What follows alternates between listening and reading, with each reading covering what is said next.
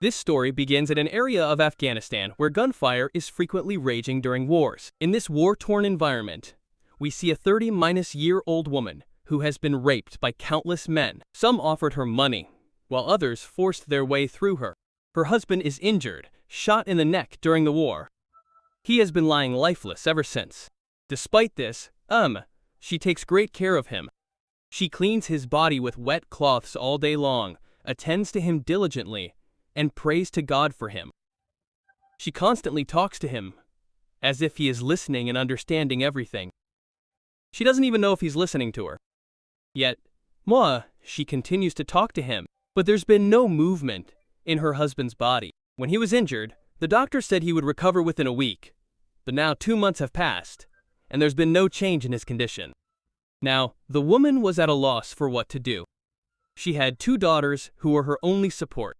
Seeing them made her forget all her sorrows for a while. One day, both girls told her they were terribly hungry. There was no food or drinking water left in the house. This made the woman even more distressed. She took her 2 daughters with her and went to the neighborhood to ask if the water vendor had arrived. The neighbors said they had no information about it. Then she started toward the pharmacy. But suddenly, some armed men arrived and suddenly opened fire, accompanied by explosions. But for the people there, this seemed like a normal, everyday occurrence. Meanwhile, the woman reached a pharmacy and asked for medicines for her husband. The shopkeeper flatly refused, saying he already had a large, outstanding loan and could no longer lend her any more. Disheartened, the woman returned home empty-handed. She knows that even though her husband can't speak or move, his body needs nourishment. So she prepares salt water and, using a pipe, slowly pours it into his mouth to keep him alive. She still doesn't know if her husband understands her. Yet, she asks his permission every time she goes out. She tells him where she's going and why. She stares at his face for a few moments, as if waiting for a response. Then, quietly, she leaves the house. She has only one close relative left in the city, her aunt, who lived nearby. Her condition had deteriorated so much that she needed support.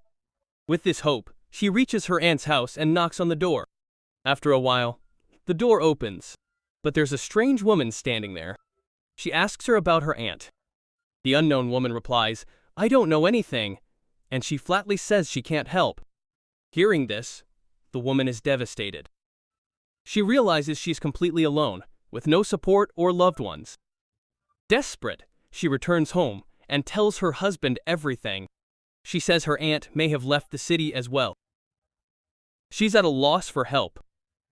The children are starving, there's no food or water in the house, and the sound of gunfire echoes outside. She tells her husband plaintively, "Your mother and brother also left us. They didn't even bother to tell us once." She adds, "Perhaps they knew you couldn't walk anymore, so they chose their own path to avoid responsibility." Her words reveal that when her husband was healthy, he was the biggest strength in the family. Whenever danger arose, he was the first to step forward and face it. Her husband used to join the army in battles, but one day, his own comrades shot him in the neck. He's been in this state ever since, utterly helpless and bedridden. Remembering all this, the woman breaks down completely. She prays to her God. The 2 girls were still distressed by the suffering. As the night deepens, it becomes clear that there's no electricity in their house. The innocent girls had no idea what was happening to their family. They didn't even know what had happened to their father. They simply assumed their father was angry with them, so they wouldn't talk to him. The next morning, the doctor comes and says he wants to see the patient. The woman stops him, saying she's not in a good state to let anyone in, so he should come in a little while later. The doctor says he'll return later, but until then, Akari, she must take care of her husband's wounds and see if they're healing. With this, he leaves. The woman then comes in and examines her husband's wounds carefully. After careful observation, the woman realizes that her husband's wounds haven't improved. They remain the same as before. Then, she notices noises coming from outside. Peering out the window, she sees an announcement being made. It was announcing that weapons were being distributed to every household for their own protection. Hearing this, the woman realizes that the situation is about to worsen and that a major attack is imminent. She immediately takes her daughters and goes to a nearby basement where people have gathered. Suddenly, the sounds of a powerful attack begin to echo from outside. Bombs explode all around. The rumble of tanks and the sound of missiles echo. Those inside huddle in fear, unable to comprehend what is happening outside. After a while, the noises gradually subside. The woman musters courage and steps outside to check on her husband. Seeing this, others also begin to come out. She rushes to her husband's side. Dust and debris were scattered all around. She slowly began to clean his body. She noticed that dirt had gotten into his eyes. She carefully applied ointment to his eyes. Just then, she looked outside. A tank was still patrolling the area. She realized the danger was far from over. She was trying to compose herself when another attack began. The explosion shattered the windows, scattering glass and stones all over the room. At that moment, she remembered her daughters, whom she had left in the designated area. She immediately ran there and hugged them tightly. Her husband was still lying there. Just then, armed men burst into the house, but when they realized he was unable to move, they took his watch and ring. They then searched the entire house, but found nothing of note. They discarded the items, thinking they were useless. They believed this man was no longer alive, yet they are about to shoot him. Then they notice a uniform lying there. They realize he must have been involved in combat. Seeing this, they leave without doing anything. After a while, when everything calms down, the woman arrives and, seeing the state of the house, realizes someone has searched the entire house. She is relieved to find her husband alive. But then she receives news that the neighbors have been brutally murdered. Hearing this, she is terrified. She realizes that it is not safe to keep her daughters in this environment. So she takes them and leaves. She goes again to the door of the house where her aunt once lived. The same woman opens the door. This time, too, she refuses to help. Disheartened, she stands outside with her daughters. After a while, the woman takes pity on them, opens the door, and hands them a slip with the address of a place. She is told she can find help there. She arrives without delay. She eventually meets her aunt. She learns that her aunt is also living a difficult life, having become a prostitute. The woman explains her plight to her aunt and says she can't keep her daughters there. She requests her to take the children with her for a while. The aunt agrees and says she will take care of them. She then asks her how her life came to this point and why she started this work. The aunt begins to tell her story. She was married at a very young age, but for many years, they had no children. When her father-in-law learned of this, he raped her repeatedly. This continued for many years. She was treated terribly. Finally, one day, she couldn't bear it anymore, and mustering the courage, killed all those who had wronged her. After this, she decided to run away and start a new life. Now she says she is living as she pleases. No one forces her. After finishing her conversation, the aunt gives the woman some money so she can meet her needs. After this, the woman returns to her husband, knowing that it is still her responsibility to take care of him. Now she slowly begins to open up to him. She says, "We've been married for so many years, but you never praised me. You never showed me that I mattered to you. Whenever I needed you, you weren't there for me. I always felt like I was afraid of you, not safe with you." She explains that their relationship was filled with more fear and distance than love. She adds, "I could understand your indifference, but you never even thought about our daughters." Years of pain were clearly evident in her voice. She continues, "You were always so engrossed in your work that you didn't even have time to look at your home. You weren't even present on our wedding day. I was married with your photograph." She says she never got a chance to understand and know her husband. "You would come and, without reason, assert your authority and have affairs with me at will. I remained silent. I endured everything because I was afraid that if I didn't have children on time, I would be blamed and thrown out of the house." She explains that she endured all this out of compulsion, not of her own free will. Then she goes back to her past.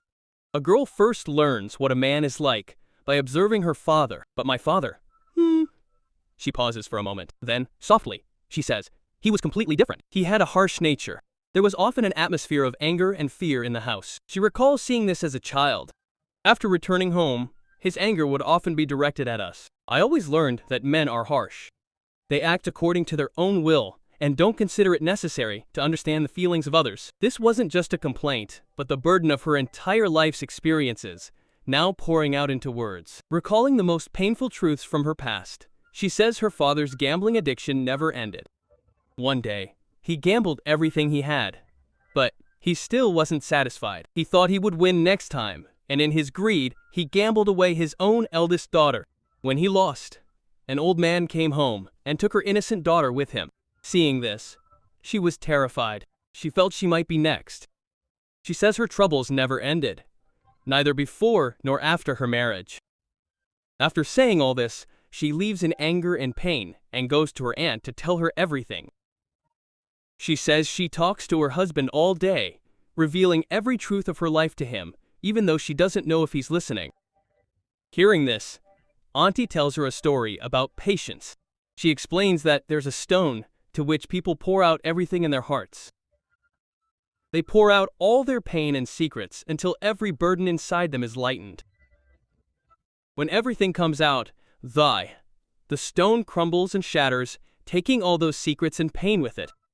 People believe that when a person becomes completely helpless, they too become a kind of muse, a silent stone to which they can pour out everything in their hearts. Hearing this, the woman realizes that her husband is now like that stone, to whom she can speak everything without fear. The next day, she goes to him, cleans him up, bathes him, and kisses his lips for the first time in years. Then, slowly, her heart begins to open. She says, "I still remember the first night you came close to me. I wasn't ready, but you didn't try to understand my situation." The pain and suffocation are palpable in her voice. She says, "You never spoke of love to me. You just did everything as if it were your right.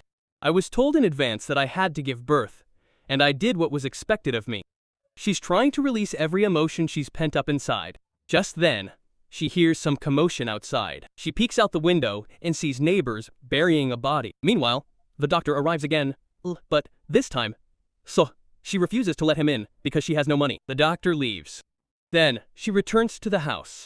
Just then, she discovers that several soldiers have arrived in the area, fearing that if they find out about her husband, they will kill him. In this fear, she hides her husband and places several things on him so that no one can see him. After a while, two men enter the house, a commander and one of his soldiers. They begin searching the house. The woman is overcome with fear at their sight. She thinks they might force themselves on her. To protect herself, she immediately says she's a prostitute.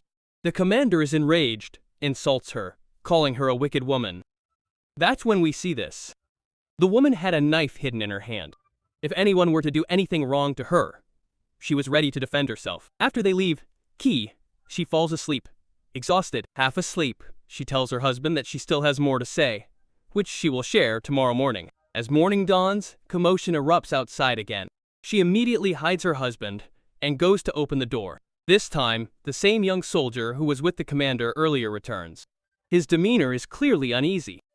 He throws money at her and tries to get close to her. The woman tries to stop him, but the soldier ignores her and forces himself on her. The soldier was quite young. It felt as if he was getting close to a woman for the first time, and he was being intimate with her for the first time. He had no idea what to do with a woman. The woman herself was at a loss for words, as she hadn't experienced anything like this before. The young man was full of passion, but it was his first time doing this, so he couldn't do anything due to his lack of experience. The young man leaves after a while. Then the woman breaks down in tears. She composes herself and cleans herself. But then she notices the money lying there.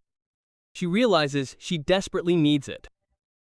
She takes it and goes out to buy food and medicine, returning to care for her husband.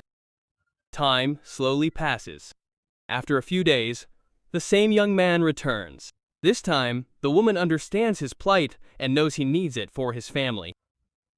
After this, she makes her own decision, compromises against compulsion, and becomes intimate with him once again willingly. She then sits down with her husband and shares all this with him. She explains how she's coping with the situation. She also talks about the young man, sometimes in a light-hearted manner, sometimes to ease her own burden, laughing about him because he can't do much in bed. She says that she used to be very angry with him, but now she sees him as someone who is trying to understand things in his own way. She slowly expresses her feelings. "I used to think you were everything to me, but now I understand who has wronged me the most. I think it wasn't that boy who forced me, but you. Now she begins to realize that what she considered a right in the relationship was actually the root of her pain. One day, when she returns home from outside, she finds that someone has repaired the broken windows and doors. She realizes it was the same boy who did it. After some time, he comes to visit her again. This time, his behavior is quite different. He says he just wants to sit with her for a while. They both sit in silence. Then, the young man removes his shirt and reveals the wounds on his body. His body was covered in many scars, old and deep. He explains that he is an orphan. He has lived a very difficult life since childhood. He says he has never felt a sense of belonging. Therefore, he has always lived his life in fear and helplessness. His voice trembles as he says this, and tears well up in his eyes. He breaks down in front of someone for the first time, and, in search of support, he draws closer to the woman. The woman also becomes emotional, tears welling up in her eyes. She realizes that there are many people in this world who are broken in their own ways. The next day, when she returns home, she finds some fruit left at the door, along with a gold chain. She immediately realizes it was from the same boy. She takes the items inside and examines the chain carefully. A faint smile appears on her face. Perhaps for the first time, someone has given her something without any selfish motive. She feels understood and cared for. She tells her husband all this, and gradually realizes that she is starting to develop feelings for him. But at that very moment, she feels that all this is wrong and begins to ask God for forgiveness. Time passes. One day, she tells her husband, "Today, I want to tell him the last truth of my life." She musters up the courage to tell him the most important thing. "I was pregnant. I tried several times to abort the child because I knew the truth." She says, "The problem with becoming a mother wasn't hers. The problem with becoming a father was yours. But this was never accepted. If the truth had come out, I would have been thrown out of the house. So I chose the path that allowed me to become a mother." Her voice trembles, but she says it all. "I myself don't know the truth about these children, who their father is." Hearing this, her husband's body stirs for the first time. His eyes open, and he suddenly becomes violent. He grabs her throat in anger, as if he wants to kill her.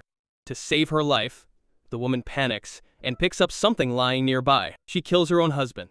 Everything becomes quiet for a moment. Then, slowly, she realizes that the person to whom she revealed every secret of her life was her only companion, a silent stone that held all her pain and secrets within itself. And as soon as she told him her last truth, that stone shatters. All the pain, suppressed for years, dissolves in an instant. At that very moment, the young man arrives and witnesses it all. He realizes that this is no longer the same woman who silently endured injustice. She has now recognized her strength. She will no longer remain silent if anyone wrongs her. The message of this film is that suppressed pain and truth will eventually come out. This film shows that it is crucial to listen to a woman's voice and her experiences. Silence and tolerance have limits. After that, rebellion is born. True liberation is achieved when a person is able to openly express their fears and pain. The film ends here. For more such movies, you can follow us on Telegram and Instagram. The links are in the description. If you enjoyed the movie, please like and subscribe to our channel for more such videos.